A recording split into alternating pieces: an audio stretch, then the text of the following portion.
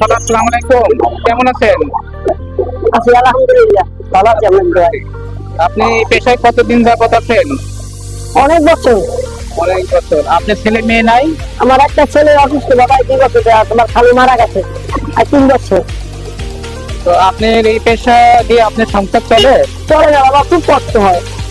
কষ্ট হয়। একটা নাতি পড়ে, মানে ক্লাস আপনার 5-এ। এই পেশা দিয়ে আপনি আপনার সংসার চালাচ্ছেন না? হ্যাঁ বাবা, কষ্ট হয় অনেক, তাও কি করবো আল্লাহ। ছেলেরা 2 বছর ধরে অসুস্থ। ছেলেটা অসুস্থ। জি।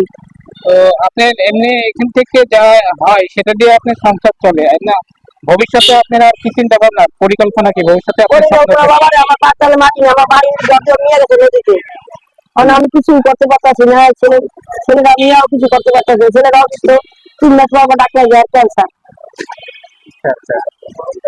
তো এখন আপনি কারো সহযোগিতা পেলে আর কি আপনি ভালো কিছু করতে চাচ্ছেন? হ্যাঁ, একটু ভালো কিছু একটু ঘর বাড়ি করে একখানে একটু নাতি দিদি লইয়া থাকতে পারতাম।